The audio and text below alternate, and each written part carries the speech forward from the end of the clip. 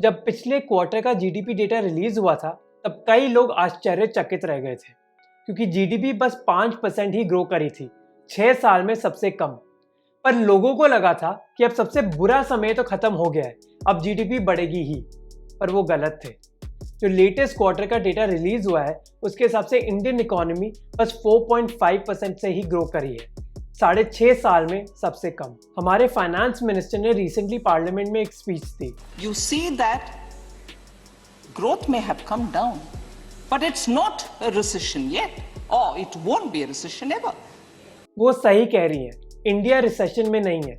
Recession में एक country तब होती है जब 2 क्वार्टर्स लगातार जो ग्रोथ होती है कंट्री की वो नेगेटिव होती है।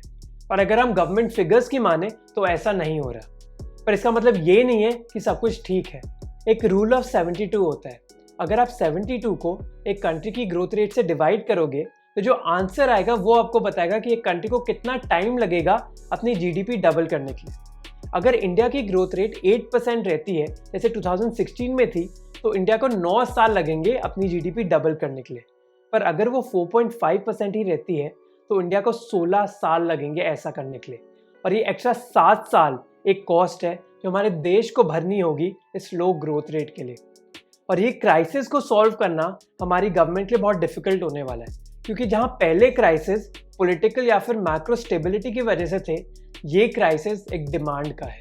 तो आप अनुमान लगा सकते हैं कि कितनी बिकी हुई है हमारी मीडिया, कितना बेअसर है हमारा ऑपोजिशन और कितने चालाक है पीएम मोदी और अमित शाह कि अभी का पॉलिटिकल नैरेटिव इंडियन इकोनॉमी के बारे में है ही नहीं। इसलिए ये वीडियो इस वीडियो के फॉलोअप में है और उस मुद्दे के बारे में बात करेगा जो हम सब के लिए बहुत ज़रूरी है, हमारी इकोनॉमी।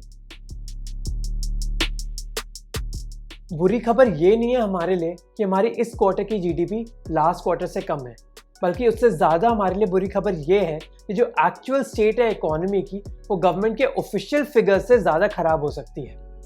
विकीलीक्स ने एक मेमो रिलीज़ किया था जहाँ उन्होंने ये बोला था कि करंट चाइनीज़ प्रीमियर ने यूएस एम्बेसडर को 2007 में ये बताया था कि वो खुद चाइना के जीडीपी फिगर्स पर भरोसा नहीं करते।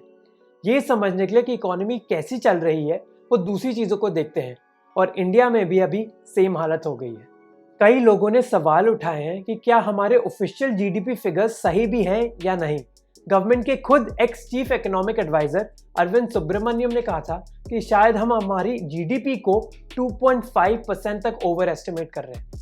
दूसरे इकोनॉमिस्ट ने भी यही कहा था। सेंटर फॉर ग्लोबल डेवलपमेंट, एक अमेरिकन थिंक टैंक के 2 इकोनॉमिस्ट ने एक बहुत चौंकाने वाली रिपोर्ट निकाली थी कुछ हफ्ते पहले कि इंडिया की एक्चुअल ग्रोथ कम नहीं बल्कि नेगेटिव भी हो सकती है। उन दोनों इकोनॉमिस्ट ने कहा कि अगर हम जीडीपी को देखें और दूसरे इकोनॉमिक इंडिकेटर्स को देखें तो वो मैच नहीं कर रहे।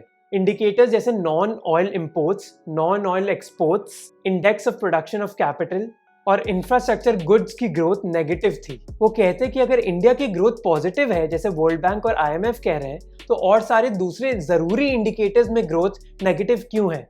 और ये इंडिकेटर्स बस 3 या 4 नहीं है।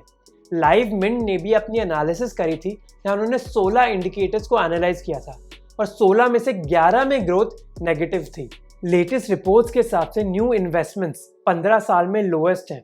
कुछ दिनों पहले ही बिजनेस स्टैंडर्ड ने एक रिपोर्ट रिलीज करी थी जहाँ उन्होंने ये कहा था कि गवर्नमेंट के खुद के सर्वे के हिसाब से रूरल डिमांड 2017 और 2018 के बीच गिरी है, जो पहली बार हुआ है 4 दशक में।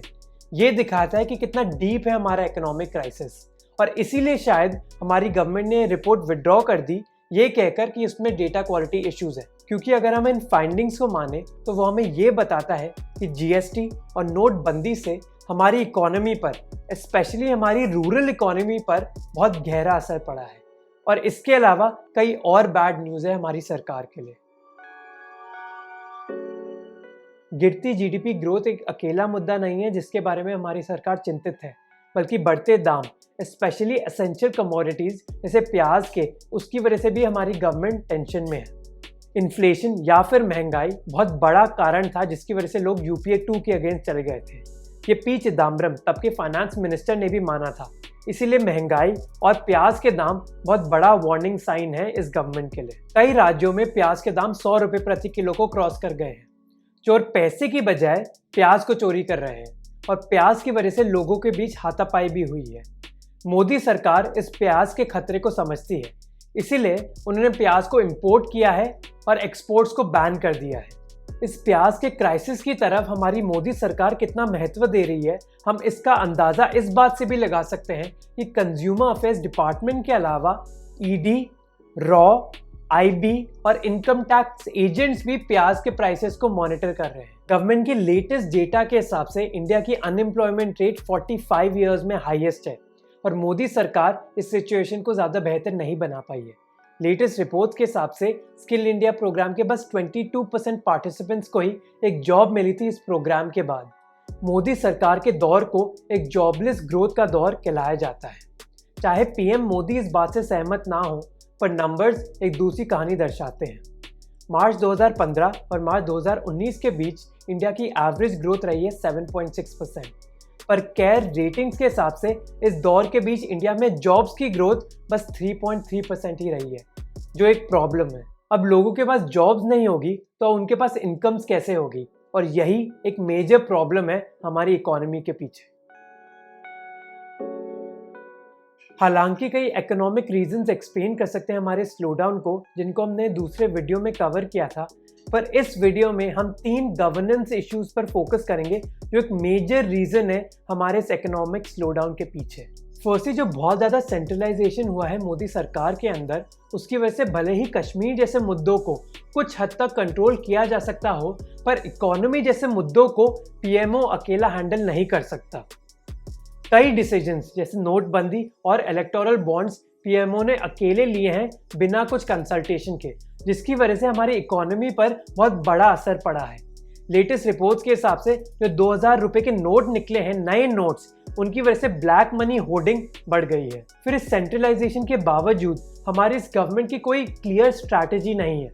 इसका बेस्ट उदाहरण है हमारा लेटेस्ट बजट। निर्मला सीतारमन ने हमारा बजट रिलीज किया था, पर कई चीजें जो उस बजट में मौजूद थी, कुछ महीने बाद ही उन सबको विड्रॉ कर लिया गया।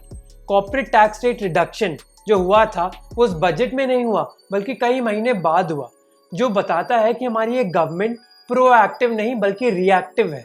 और फाइनली, किसी भी प्रॉब्लम को सॉल्व करने से पहले ये एक्सेप्ट करना होता है कि प्रॉब्लम मौजूद है।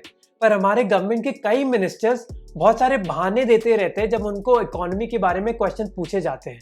रविशंकर प्रसाद ने बॉलीवुड के बॉक्स ऑफिस नंबर्स दिए थे अपनी गवर्नमेंट को डिफेंड करने के लिए। निर्मला सीतारमन ने मिलेनियल्स को ब्लेम किया था, और पीयूष गोयल ने यह कहा था कि मैथ्स नहीं यूज करनी चाहिए इकोनॉमी को समझने के लिए। इस बात को रिसेंटली ही राहुल बजाज ने भी उठाया था अमित शाह, पीयूष गोयल और निर्मला सीतारमन के सामने। यूपीए 2 में तो हम किसी को भी गाली दे सकते थे, अलग बात। आप अच्छा काम कर रहे हैं, उसके बाद भी हम आपको क्रिटिसाइज ओपनली करें, कॉन्फिडेंस नहीं है कि यू विल अप्रिशिएट दैट। जब एक देश स्लो ग्रोथ पीरियड से गुजर रहा होता है तो सरकार के पास कई ऑप्शंस होते हैं, पर अनफॉर्चुनेटली मोदी सरकार कई उन ऑप्शंस को यूज नहीं कर सकती। जैसे पहला ऑप्शन होता है कि सरकार खुद पैसे खर्च करे। वो इन्वेस्टमेंट कर सकते हैं कंस्ट्रक्शन सेक्टर में, जिससे जॉब्स क्रिएट हुए। और पैसा खर्च करने के लिए या तो हमारी सरकार को नए नोट छापने होंगे, या फिर जो उनके पास ऑलरेडी पैसा है उसको यूज करना होगा। अगर उन्होंने नए नोट्स छापे तो उससे महंगाई और बढ़ जाएगी, और दूसरी तरफ हमारी सरकार के पास इतना पैसा है ही नहीं कि वो खर्च करें। उन्होंने अपना टैक्स कलेक्शन टारगेट मिस कर दिया है, और कॉर्पोरेट टैक्स को रिड्यूस करके वो इस टारगेट को और मिस कर देंगे। इसी वजह से हमारी गवर्नमेंट हमारी पब्लिक सेक्टर कंपनीज को बेच रहे हैं। इनफैक्ट हमारी स्टेट गवर्नमेंट्स के पास भी पैसा नहीं है, क्योंकि सेंट्रल गवर्नमेंट ने उनको अपना जीएसटी शेयर नहीं दिया है। इसलिए बहुत कम चांसेस हैं कि हमारी गवर्नमेंट पैसा खर्च कर पाएगी इन्वेस्टमेंट करके कंस्ट्रक्शन सेक्टर में। इसके अलावा वो खुद पैसा खर्च ना करके हमारी सरकार कंपनीज और लोगों के हाथ में ज़्यादा पैसा थमा सकते हैं। वो ऐसा कैसे कर सकते हैं? कॉर्पोरेट टैक्स रेट कम करके, जो वो पहले ही कर चुके हैं, और इनकम टैक्स रेट कम करके, जो शायद वो करना चाहते हो, पर उसका मतलब ये होगा कि हमारी सरकार के पास फिर और कम पैसा होगा। थर्ड ऑप्शन है कि रिजर्व बैंक ऑफ इंडिया अपनी इंटरेस्ट रेट्स कम करे, ताकि कंपनीज और लोग ज़्यादा लोन्स ले और ज़्यादा पैसा खर्च करें। पर in fact reserve bank of India 5 बार इंटरेस्ट रेट्स ऑलरेडी कम कर चुका है, पर उसका ज़्यादा इम्पैक्ट नहीं हुआ है, क्योंकि गवर्नमेंट खुद ज़्यादा बोरो कर रही है, जिसकी वजह से जो रियल इंटरेस्ट रेट्स हैं वो कम हो ही नहीं रहे। इसका मतलब ये नहीं कि हमारी गवर्नमेंट के पास कोई ऑप्शन ही नहीं है। उनके पास ऑप्शन है, पर वो मुश्किल है और उनका इम्पैक्ट कुछ टाइम के बाद ही दिखेगा। जैसे उनको लेबर और टैक्स रेगुलेशन सिंप्लीफाई करने होंगे ताकि कंपनीज किक स्टार्ट कर सके हमारी ग्रोथ को, और उनको दूसरे प्रोग्राम्स में शायद पैसे खर्च कम करने होंगे ताकि वो इकोनॉमी पर ज़्यादा ध्यान दे सकें, और तभी हमारी इकोनॉमी पर कॉन्फिडेंस लोगों का बढ़ सकता है। इकोनॉमिस्ट रॉबर्ट शेलर ने 1920s के ग्रेट डिप्रेशन जो यूएस में हुआ था उसको डिस्क्राइब किया था ऑटोमोबाइल इंडस्ट्री की तरफ से।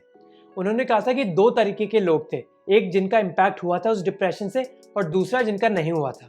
जिनका हुआ था वो कोई गाड़ी खरीद नहीं सकते थे क्योंकि वो सिचुएशन में थे ही नहीं कि उनके पास इतना पैसा हो, और जो इम्पैक्टेड नहीं थे इससे वो डरते थे कि क्या अगर वो भविष्य में इम्पैक्ट हो गए, इसलिए वो भी गाड़ी नहीं खरीदते थे। अब जब कोई भी गाड़ी नहीं खरीद रहा, ऑटोमोबाइल इंडस्ट्री इम्पैक्ट हो जाएगी, इसीलिए लोग जो उस इंडस्ट्री में काम कर रहे हैं उनको अपनी जॉब से हाथ धोने पड़ेंगे और उनके पास कोई पैसा नहीं होगा। इसी वजह से कोई भी गाड़ी नहीं खरीद रहा था, और जो ऑटोमोबाइल इंडस्ट्री में लोग थे जिनकी जॉब चली गई थी वो कुछ भी नहीं खरीदे थे, और ये एक साइकिल क्रिएट हो जाता है एक रिसेशन में या फिर डिप्रेशन में, और ऐसा ही हो रहा है शायद इंडिया में। इसीलिए हमारी गवर्नमेंट को इस साइकिल को ब्रेक करना होगा और कॉन्फिडेंस रिस्टोर करना होगा हमारी इकोनॉमी में, और हमारी इकोनॉमी के अलावा उनको हमारे स्टेटिस्टिक्स और डेटा में भी कॉन्फिडेंस रिस्टोर करना होगा। तभी लोग आइडेंटिफाई कर पाएंगे कि प्रॉब्लम क्या है हमारी इकोनॉमी में। कई इंडियंस ये मानते हैं कि इंडिया एक अव्वल दर्जा डिजर्व करती है वर्ल्ड में हमारे पास की वजह से, क्योंकि हम मुगल या फिर मौर्य पीरियड के दौरान एक मेजर कंट्री हुआ करते थे, पर ऐसा कुछ ज़रूरी नहीं है, और मोदी सरकार को भी ये समझना होगा, क्योंकि अगर करंट रेट्स कंटिन्यू करती रहीं तो जो पीएम मोदी का सपना है कि इंडिया एक $5 ट्रिलियन इकोनॉमी बन जाएगी, वो 2025 में नहीं बल्कि 2034 में पूरा होगा, और वो भी तब अगर इंडिया की एक्चुअल ग्रोथ 4.5% है।